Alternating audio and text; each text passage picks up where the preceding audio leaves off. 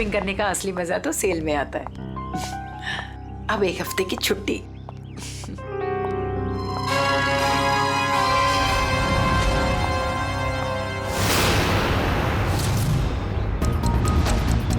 अब घर जाकर मम्मी से कहूंगी कि उनके हाथ की ठंडी लस्सी बना कर दे।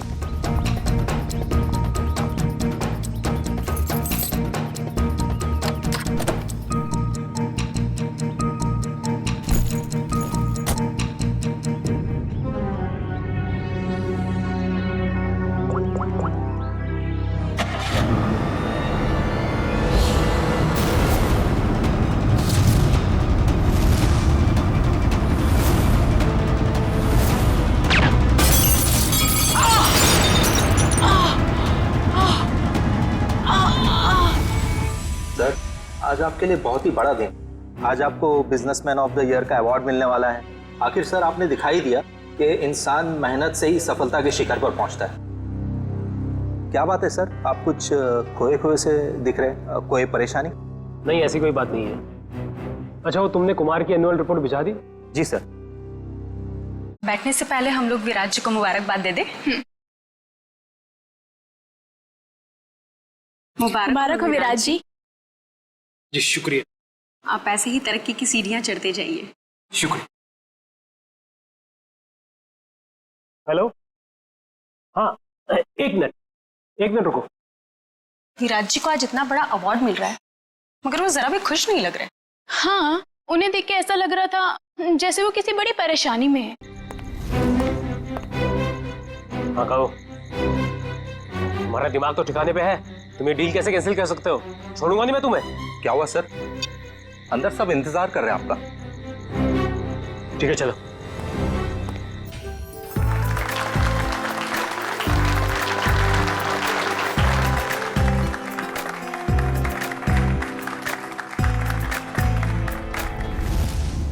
अब वक्त है उस घड़ी का जिसका आप सबको बेसब्री से इंतजार था। बिजनेसमैन ऑफ द ईयर का अवार्ड देने का वक्त आ गया है और इस अवार्ड को देने के लिए मैं बुलाना चाहूंगा इस शहर के जाने माने इंडस्ट्रियलिस्ट मिस्टर श्याम विपुल को।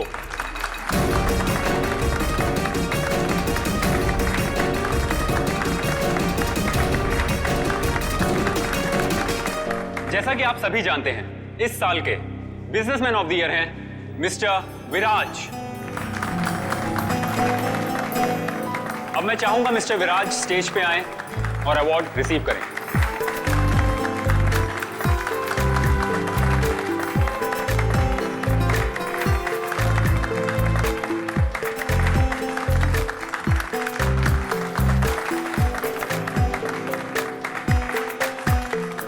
अब मैं चाहूंगा मिस्टर विराज हमारे लिए 2 शब्द कहें।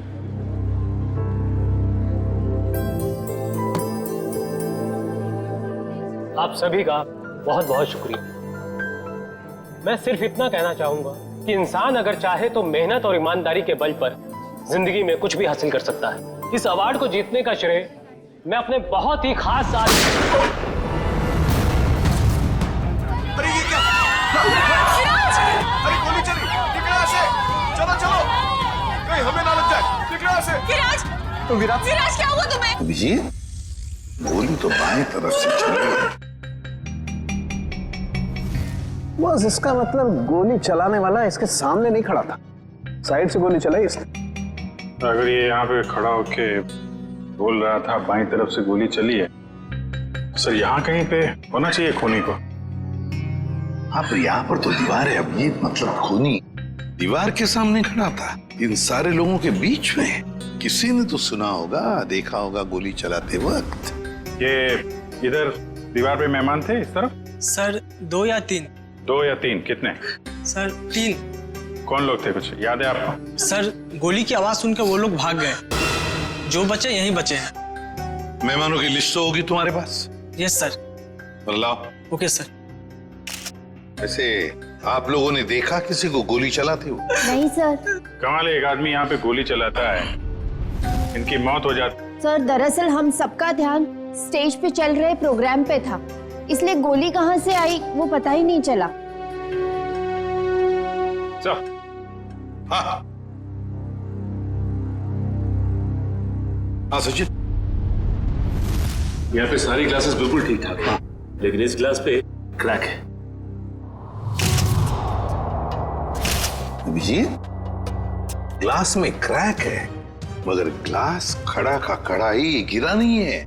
ऐसा क्रैक तो तभी आएगा सर, ये ग्लास किसी से टकराए या फिर कोई बहुत जोर की आवाज हो ग्लास के पास। जरूर ये आवाज गोली चलने की है, और वो गोली इसी ग्लास के करीब से ही चली है। पंखे, हाँ आजा। देख, लगता है गोली यहीं से चली है, ग्लास के पास से।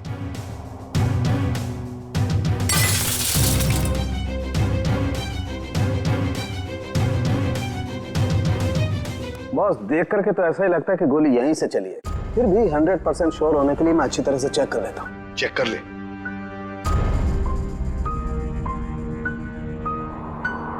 आप लोग उसे बिल्कुल नहीं छोड़ना जिसने विराज को मारा है। बिल्कुल, आपसे वादा करते हैं, जिसने भी ये किया है उसे कड़ी से कड़ी सजा दिला देंगे। तू हिम्मत से काम ले, अगर तू ऐसे करेगा तो काम कैसे चलेगा? चुप हो जा। सीआईडी से आज तक कोई भी मुझे बच नहीं पाया। आप सर, मैं शेखर, विराज का चचेरा भाई। और फिर आप? मेरा नाम आशिका है सर, मैं विराज की बरसों से बिजनेस पार्टनर हूँ सर। और सर मैं विराज जी का पीए हूँ। तो फिर आप में से किसी को भी किसी भर भी शक है किसने किया होगा ये? नहीं सर, उनकी तो किसी से कोई दुश्मनी नहीं थी। नहीं, दुश्मनी तो थी, नहीं तो कोई खून क्यों करेगा? सर मैं कुछ कहना चाहता हूँ। कहिए। सर, विराज जी का आज शाम से बहुत ज्यादा मूड खराब था। खराब मूड?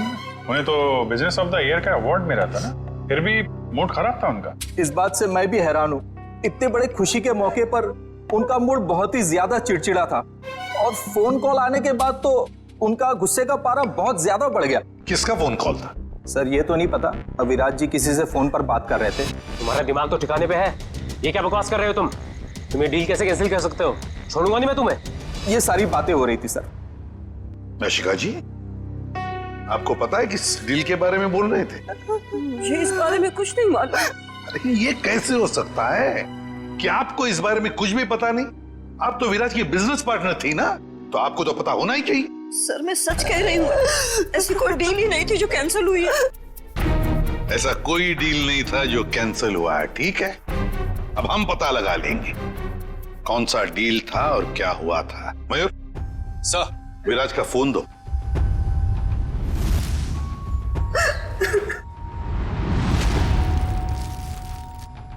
देखो जरा, आखिरी फोन।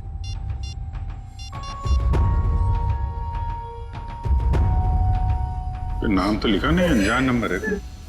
फोन लगा के देखो। फोन बंद आ रहा। फोन बंद आ रहा। अभिजीत, फोन बंद आ रहा है, इसका मतलब है विराज की मौत का जिम्मेदार ये फोन कॉल ही है। पता लगाना पड़ेगा ये फोन नंबर है किसका। मनसा, बेकार की जिद छोड़ दो ना। मम्मा प्लीज समझने की कोशिश करो, मुझे सीआईडी के पास जाना ही होगा, उनसे मदद लेनी होगी। मम्मा नहीं, मैं तुम्हें नहीं जाने दूंगी। फिर से हमला हो गया तुम पर तो। मम्मा प्लीज, मैं जो कर रही हूँ वो ठीक कर रही हूँ, लेट मी डू इट। हाँ, मैं सीआईडी के पास जा रही हूँ, क्या तुम मेरे साथ चलोगे? ओके।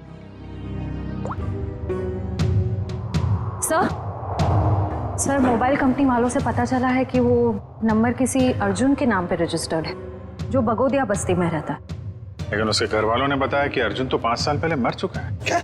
और उसका सिम कार्ड कौन इस्तेमाल कर रहा है कुछ पता नहीं। तो बड़ा चालाक है ये खूनी, कोई भी सुराग नहीं छोड़ रहा है। 5 साल पहले मरे हुए आदमी का सिम कार्ड इस्तेमाल करता है और फिर विराज का खून भी करता है।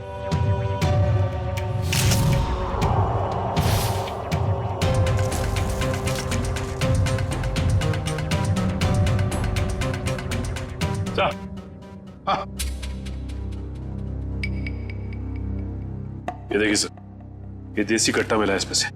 लगता है खूनी भागते वक्त गलती से यहाँ गिरा गया।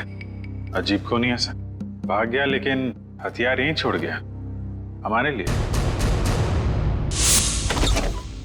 सर प्लीज हमारी मदद कीजिए, हम बहुत बड़ी मुसीबत में हैं सर। एक मिनट, कौन है आप लोग? सर मेरा नाम मनसा है और ये मेरे बिजनेस पार्टनर है अमन। अच्छा, क्या हुआ बताइए। सर हमें किसी ने मारने की कोशिश की है सर, हमारी जान पे हमला हुआ है। किसने किया हमला तुम लोगों पर? कौन, जानते हो आप लोग? सर कुछ नहीं पता है और समझ में नहीं आता है कि हमें मारकर किसे फायदा होगा। देखिए प्लीज आप घबराइए मत, हम लोग पता लगा लेंगे। अच्छा ये बताइए कि जब आप पे हमला हुआ तो क्या आप लोग साथ साथ थे? नहीं सर, अलग अलग जगहों पे हमला हुआ, मुझ पे मेरे ऑफिस में और मंशा पे शॉपिंग मॉल के पार्किंग लॉट में हुआ सर। जी सर, कल दोपहर को करीब 12 और 1 के बीच में। कल दोपहर को? और आप लोग आज हमारे पास आए हैं? आज? कल क्यों नहीं आए? सर हम घबरा रहे थे सर, बड़ी मुश्किल से हम हिम्मत बटोर के आपके सामने आए सर। अच्छा, जिन लोगों ने आप पे हमला किया उनके चेहरे तो देखे होंगे ना आप लोगों ने? सब कुछ इतना जल्दी हुआ कि मैं ठीक से कुछ देख भी नहीं पाई। और ये देखिए, गोली मेरे बाजू में लगी। बड़ी अजीब बात है, गोली चलाने वाले ने देखा तक नहीं कि गोली निशाने पर लगी है या नहीं। सर अच्छा ही हुआ कि उसने नहीं देखा, वरना शायद आज मैं आप लोगों के सामने जिंदा नहीं खड़ी होती। सर जरूर ये किसी अनाड़ी का काम है, क्योंकि अगर प्रोफेशनल होता तो ऐसी गलती बिल्कुल नहीं करता। अमन, क्या तुम पर भी गोली चली थी? सर मेरे साथ जो हुआ वो तो बहुत ही ज्यादा अजीब था सर। हेलो। अरे नहीं यार, ऑफिस में आज अकेला ही हूँ, शनिवार था इसलिए सभी लोग चले गए। मेरा भी थोड़ा बहुत ही काम बाकी है, बस मैं भी जाने ही वाला हूँ। Okay, take care, bye bye bye.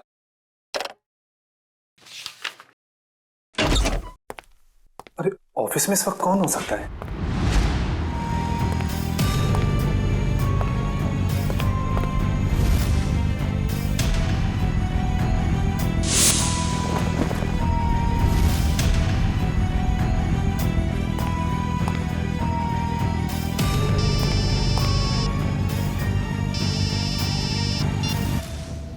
क्या उते चुका था मैं?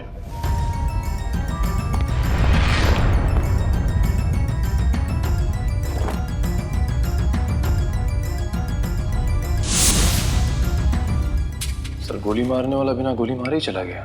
वही तो। सर ये तो बहुत अजीब है। सर जो कुछ भी हुआ, कम से कम मेरी जान तो बच गई सर। नहीं, ये तो बड़ी अच्छी बात हो गई। अब आप लोग हमारी एक मदद कीजिए उनका स्केच बनवाने में। सर स्केच तो बनवा देंगे, मगर ब्यूरो से बाहर जाने से डर लग रहा है सर, कहीं फिर से हम पे हमला हुआ तो।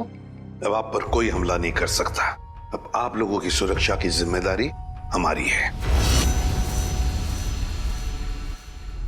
एक बात समझ में नहीं आ रही है, मंशा पर गोली चलाने वाला करीब से गोली चलाता है मंशा पर जानलेवा गोली नहीं चलाता, और जो अमन पर गोली चलाने गया था वो बिना गोली चलाए वापस चला जाता है। ऐसा क्यों? नहीं, ये कुछ अलग ही चक्कर है। सर ये रहा स्केच। Thank you. जाओ। आपको पूरा यकीन है यही लोग हैं वो? हाँ सर, लगभग ऐसे ही थे। ठीक है, थैंक यू वेरी मच। अब आप लोग जा सकते हैं, लेकिन निश्चिंत रहिए, आपकी सुरक्षा के लिए हमारे सीआईडी ऑफिसर्स तैनात रहेंगे। Thank you sir. श्रेया, देखो क्या ये दोनों पुराने पापी है क्या?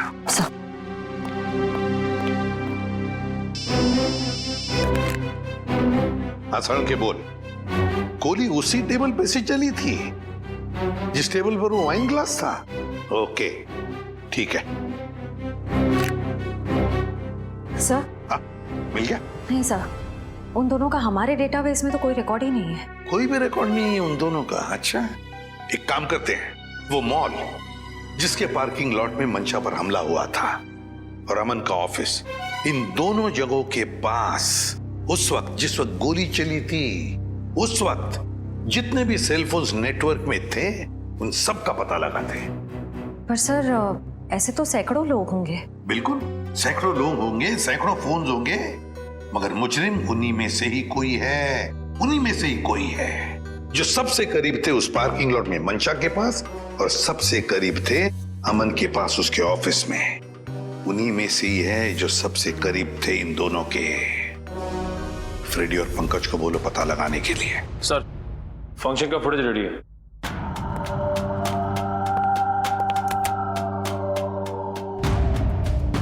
निखिल, अब जूम करो उस टेबल पर जहां से गोली चली थी।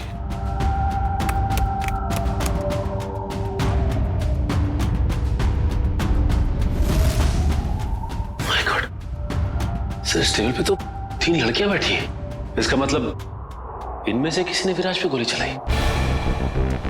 पता लगाना पड़ेगा है कौन ये 3 लड़कियां। इतनी लंबी लिस्ट, मुझे तो मेरे स्कूल के दिन याद आ रहे हैं और इतिहास के राजा महाराजा के नाम रट रहा हूं। ले भैया, एक और लिस्ट आ गई। इतनी लंबी लिस्ट, सर मैं बेहोश हो जाऊंगा। घबराइए नहीं सर, ये आखिरी है। अच्छा, मुझे तो नींद आ रही है। उस दिन मंशा वाले मॉल और अमन के ऑफिस के पास इतने सारे लोग थे, जो हमें चाहिए उसे ढूंढेंगे कैसे? एक काम करते हैं सर, 2-4 लोगों को फोन करके देखते हैं। हमारा नसीब शायद बुलंदी पे हो और हमें मुजरिम मिल जाए। अच्छा आइडिया है, लगा phone. Inky pinky ponky, Freddy sir loves a donkey, ये वाला नंबर।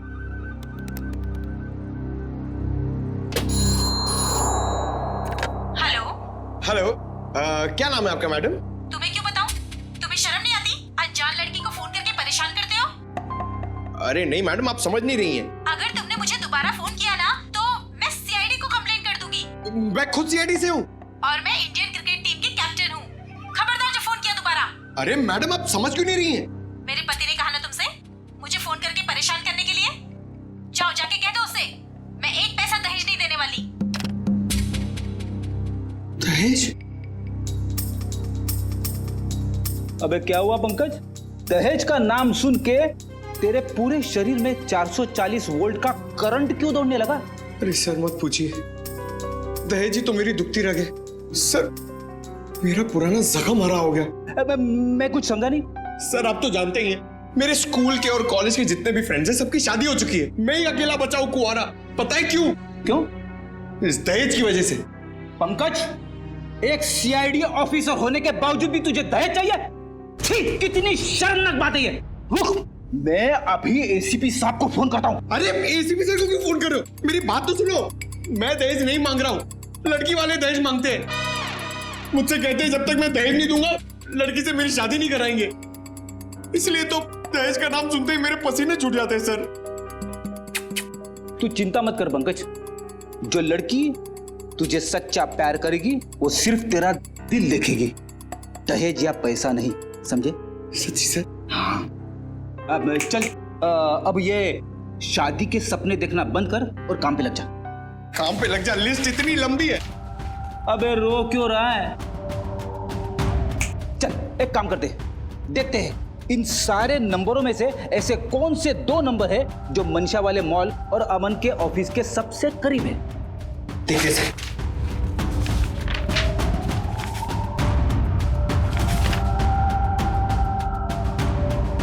सर ये नंबर देखिए सर। सर ये मॉल से सिर्फ 70 मीटर दूर है। सर ये नंबर देखिए, ये ऑफिस से 20 मीटर दूर है सर। एक्सक्यूज मी, ऐसा आप जरा बता सकते हैं कि ये और ये 2 नंबर किसके नाम पे? एक मिनट।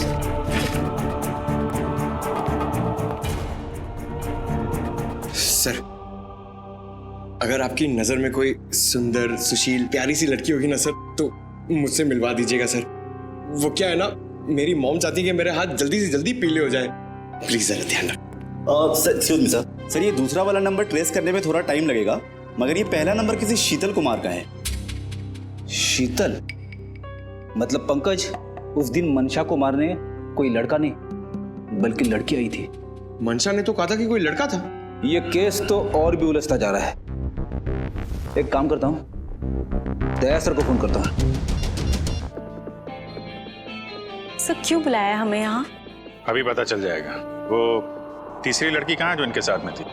सर उसका नंबर या एड्रेस नहीं मिला, यहाँ तक कि उसका लिस्ट में नाम भी नहीं था। उसका नाम भी नहीं था मेहमानों की लिस्ट में। तो फिर अभिजीत ये जरूर किसी और के इनविटेशन पर अंदर घुस गई और विराज पर गोली चलाकर भाग गई। क्या उसने विराज जी को मारा? जी हाँ, और आप दोनों उसके साथ में बैठी थी, तो उसके पास गन थी, आपने देखा कैसे नहीं? सर मेरा सारा ध्यान तो फंक्शन की तरफ था। सर मेरा भी। वाह, तुम दोनों का फंक्शन की तरफ इतना ध्यान था कि तुम्हारे बगल में बैठी हुई लड़की अपना गन निकालती है, निशाना साधती है और गोली चलाकर भाग जाती है, इसका तुम्हें पता भी नहीं था। कैसे मान सकते हैं हम ये? चलिए बताइए, और क्या याद आता है उस लड़की के बारे में? सर उसने एक बड़ा सा बैग रखा था टेबल पे और शायद इसीलिए हमें गन नहीं दिखी। कहाँ पर? सर वो जो टेबल है ना, उस पे जो फूलों का गुलदस्ता पड़ा है, उसी के पास। और वाइन का गिलास बैग के बगल में ही था? जी सर था, और वो उस बैग के साथ कुछ छेड़खानी भी कर रही थी।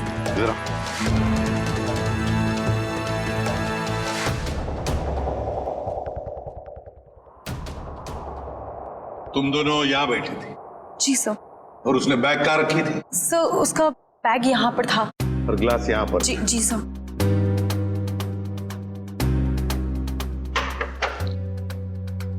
मतलब अभिजीत बैग के अंदर गन छुपा कर रखी थी। वो कह रही थी ना, छेड़छाड़ कर रही थी बैग के साथ, निशाना साधा उसने और गोली चला दी। सर उसका चेहरा तो हम देख ही चुके हैं, उसकी फोटो टेलीविजन और अखबारों में दे दें सर? हाँ, मगर उससे पहले अभिजीत सीसीटीवी फुटेज चेक करो। सर ये जो दोनों कैमरास है ये फंक्शन हॉल के अंदर के हैं और ये मेन गेट का।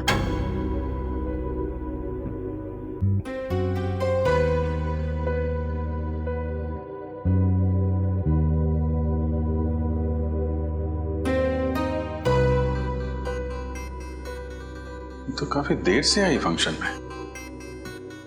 अब जरा ये मेन गेट वाला दिखाना। जी सर।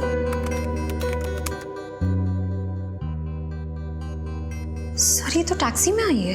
टैक्सी में? एक मिनट जरा इसको रिवाइंड करो, फिर से चलाना। पॉज। अब जरा ये नंबर प्लेट है ना टैक्सी का, उस पर जूम करो।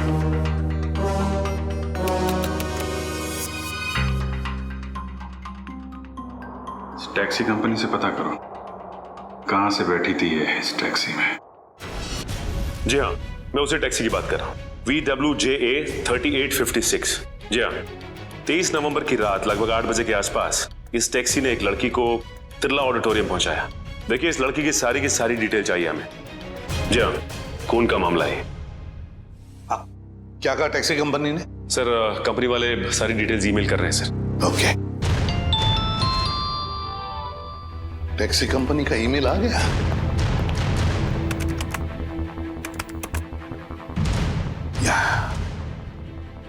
ये रहा उनका मुंबई का रोड मैप और ये है वो लाल डॉट, ये है वो टैक्सी और उस टैक्सी का रूट ये था, ये देखो, तिरला ऑडिटोरियम। मतलब उस लड़की ने टैक्सी ज्वाला रोड से पकड़ी है, ज्वाला रोड से। बहुत होशियार है लड़की सर, इसने टैक्सी अपने घर पे नहीं बुलाई बल्कि भीड़ भाड़ वाली रोड पे बुलाई।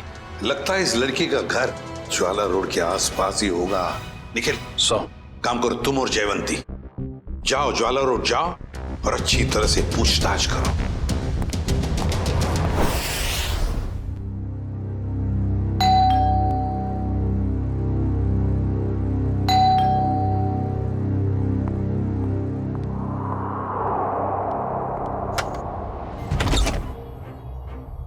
शीतल? क्या? शीतल तुम हो ना? आप लोग क्या कह रहे हैं? ये हेडफोन्स निकालोगी तब सुनाई देगा। I am so sorry.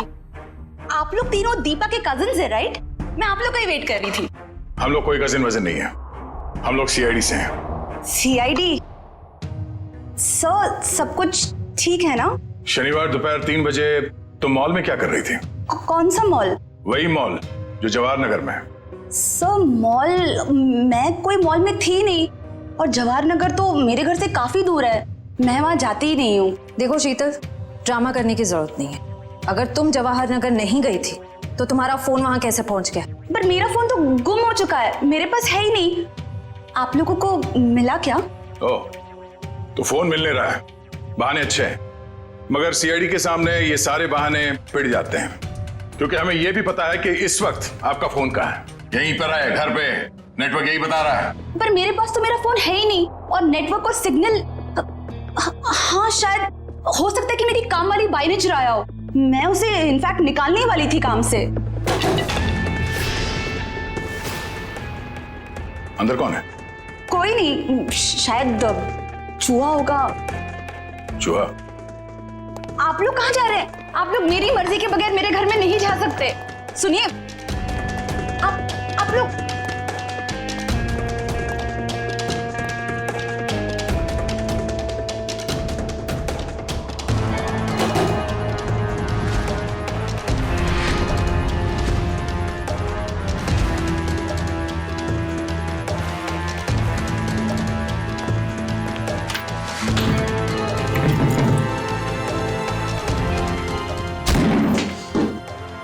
शर्म नहीं आती? ऐसे कैसे अंदर घुसे चले आते हो? अब क्या करें, आदत से मजबूर है। क्या? काफी बड़ा चूहा है, इसे खुराक की जरूरत है, हम ले जाते हैं।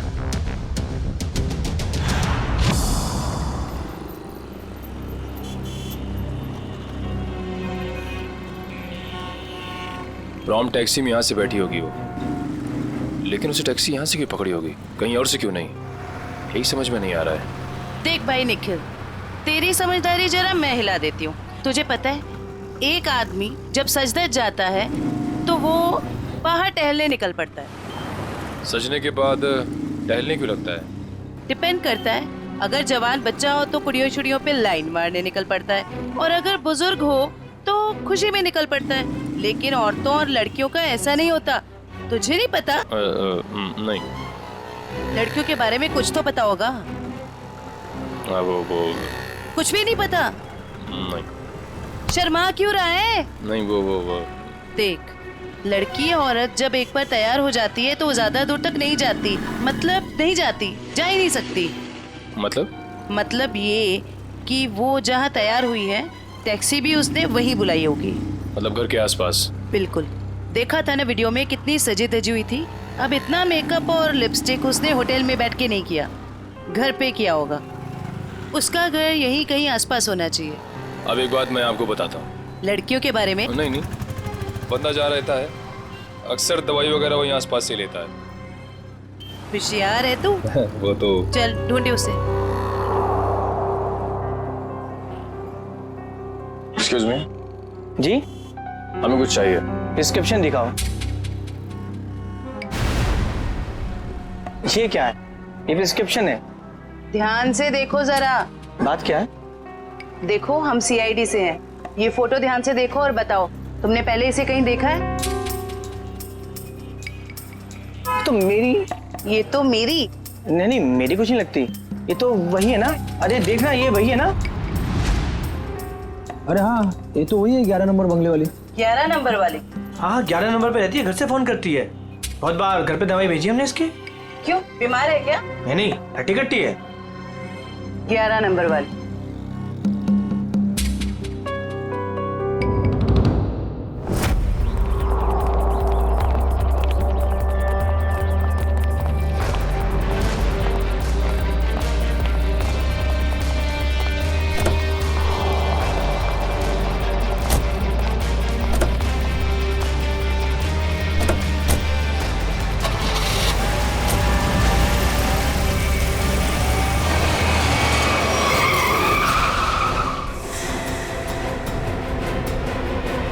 ओ मैडम,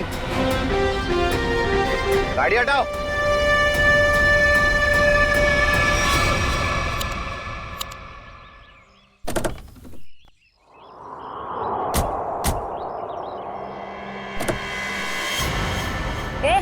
क्या बदतमीजी है? चल गाड़ी हटा।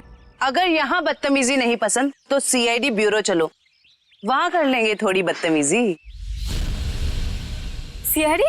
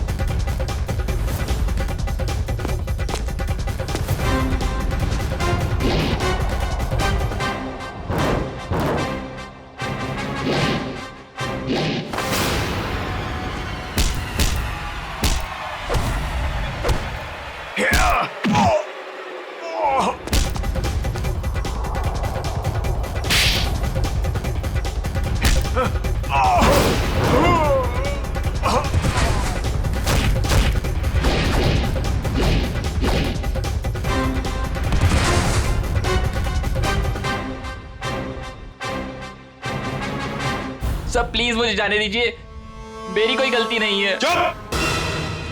पैसे लेकर लोगों को मारते और कहते हो तुमने कुछ नहीं किया। किसने कहा था तुम्हें मंशा और अमन को मारने के लिए? प्रीतम ने। कौन प्रीतम? वो बड़ी पार्टियों से सुपारी का कॉन्ट्रैक्ट लेता है और हम जैसे लोगों में बांट देता है। मुझे मंशा को मारने के लिए कहा था उसने, और मेरे दोस्त रिंकू को अमन की सुपारी दी थी। मतलब पैसे लेकर लोगों को मारने का पूरा नेटवर्क ये प्रीतम चलाता है, और फिर मंशा और अमन को मारने के लिए प्रीतम को किसने कहा? प्रीतम को किसने कॉन्ट्रैक्ट दिया था? सब विराज ने। विराज? सर इसका मतलब विराज, मंशा और ये अमन का केस आपस में जुड़ा हुआ है। हाँ, पर मजे की बात ये है सचिन कि विराज ने प्रीतम को कॉन्ट्रैक्ट दिया मंशा और अमन को मारने का, और फिर विराज का ही खून हो गया। सर कहीं ऐसा तो नहीं कि अमन और मंशा ने मिलकर विराज को मरवा दिया हो? तो फिर मंशा और अमन हमारे पास क्यों आते? अच्छा, ये तुम्हें सुपारी मिली थी ना मंशा और अमन को मारने की, तो फिर तुम और तुम्हारे दोस्त नाकामयाब कैसे हो गए? नाकामयाब नहीं हुए थे सर, प्रीतम ने आखिरी वक्त पर सुपारी कैंसिल कर दी थी। प्रीतम ने आखिरी वक्त इन दोनों को मारने का प्लान ही कैंसिल कर दिया? क्यों? ये चक्कर क्या है? मुझे तो लगता है विराज की मौत के पीछे इस प्रीतम का हाथ है। दीपिका। जी सर। तुम्हें विराज को मारने के लिए किसने कहा था? प्रीतम ने। प्रीतम ने? सर मगर प्रीतम को किसने कहा होगा विराज को मारने के लिए? वो भी पता चल जाएगा निखिल। सर मुझे कितनी देर यहाँ रुकना पड़ेगा? क्या मैं घर जा सकती हूँ? क्यों? ऐसा कौन सा अच्छा काम किया है जो तुम्हें हम जाने दें? एक खूनी को बचाने की कोशिश की है तुमने, समझे? सब मैं इलेश से प्यार करती हूँ, इसलिए भाग गई थी। तो कौन सा बड़ा काम किया इलेश से प्यार करके? इसे बचाने की कोशिश की तुमने, उसे तो सजा होगी, मगर तुम्हें भी होगी सजा। चले जाओ इसे। चलो। इलेश, तुम्हारे पास प्रीतम का नंबर और एड्रेस तो होगा ना? सर मेरी बात प्रीतम से कभी डायरेक्ट हुई नहीं, हमेशा उसकी सेक्रेटरी जिया से ही बात होती थी। दीपिका, तुम्हारे पास नंबर है प्रीतम का? नहीं, मेरी बात हमेशा उसकी सेक्रेटरी जिया से होती थी। तो फिर सेक्रेटरी जिया का नंबर दो हमें। सर कोई एक नंबर हो तो बताएं, हमेशा नए नए नंबर से फोन करती थी वो। और हाँ, किसे मारना है उसकी सारी जानकारी एक लिफाफे में डालकर घर के बाहर रखती थी। नए नए नंबरों से फोन करती थी। बड़ी चालाक समझती है ये अपने आप को सेक्रेटरी जिया, लेकिन उसे पता नहीं अब उसका पाला पड़ा है हमसे, सीआईडी से। अब ज्यादा देर बच नहीं सकती वो। जिया ने जिन जिन नंबरों से तुम्हें फोन किया है वो सारे के सारे नंबर चाहिए हमें अभी, इसी वक्त।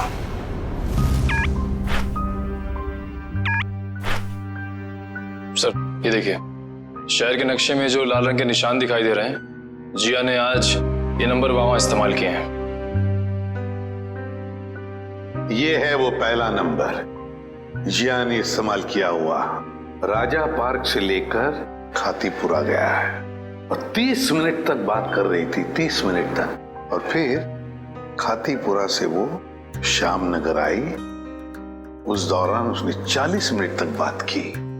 हाँ सर, और तीसरा नंबर उसने इस्तेमाल किया है श्याम नगर से क्वींस रोड के बीच, तकरीबन अब 1 घंटे बात की है सर।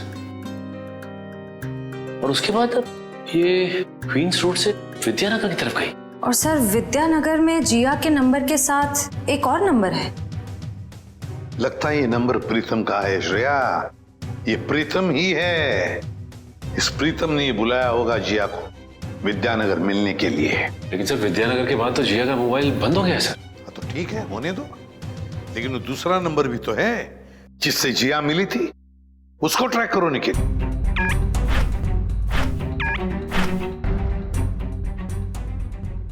सर फिलहाल ये नंबर सिविल लाइन के किसी बंगलो में है, bungalow number 17। Civil Lines bungalow number 17। Jiya, तेरी साड़ी तो बहुत अच्छी लग रही है, कहाँ से खरीदी? स्पेशली ऑर्डर देके बनवाई है। डिजाइनर है। वाह जिया, तेरी चॉइस को तो मानना पड़ेगा। एक मिनट। मेरा एक बहुत पुराना दुश्मन है, मुझे उसे मरवाना है। आप दाम जो भी चल लग जाए। लगता है किसी आशिक का फोन आया है।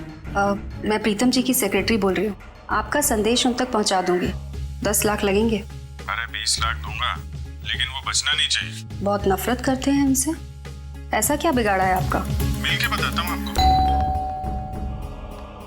लगता है दरवाजे पे कोई आया है। मैं आपको थोड़ी देर में कॉल करती हूँ। आप? नहीं, वो मैं ही हूँ। आपसे मुलाकात भी हो गई। आप कौन है?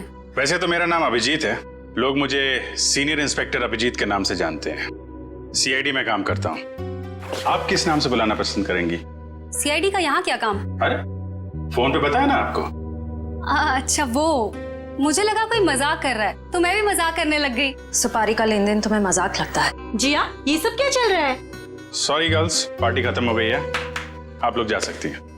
Thank you very much. चलिए चलिए। चलो चलो। आप सोच भी नहीं सकती आप कितनी बड़ी मुसीबत में फंस गई हैं। देखिए, मैं प्रीतम के लिए काम करती हूँ, लेकिन मैंने आज तक उसे नहीं देखा। वाह सर, अभी तक ये कह रही थी कि प्रीतम को जानती नहीं है, अब कह रही है देखा नहीं है। ऐसा ना हो थोड़ी देर के बाद ये कहें कि ये खुद प्रीतम है। अरे मैं ऐसा क्यों कहूंगी? मैं प्रीतम नहीं हूँ, मैं तो जिया हूँ। जरा आईडी दिखाइए अपना। ID card? हाँ, I card, driving licence, PAN card, passport, कुछ भी नहीं है। नहीं है? ओह, जरा मैडम का बैग चेक कर लीजिए।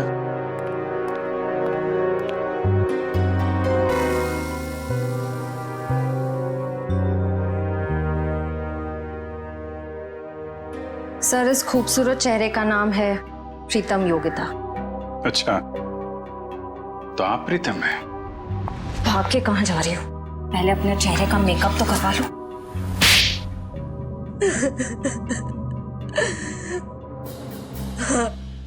मैं ही प्रीतम हूँ और मैं ही सुपारी लेने का काम करती हूँ। आज की सुपारी किसने दी थी तुम्हें?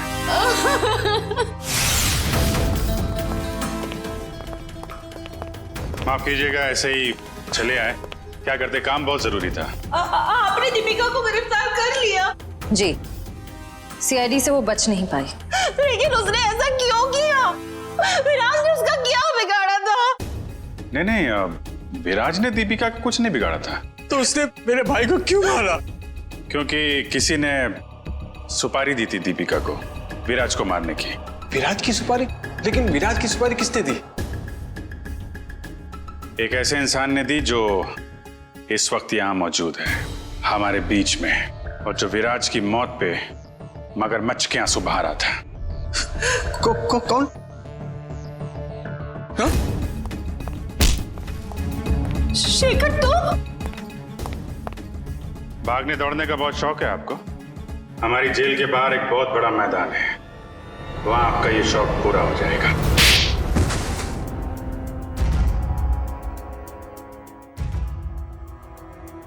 कहने के तो ये हमारा फैमिली बिजनेस था, लेकिन सच तो ये था कि पूरा कारोबार सिर्फ और सिर्फ विराज भैया चलाते थे।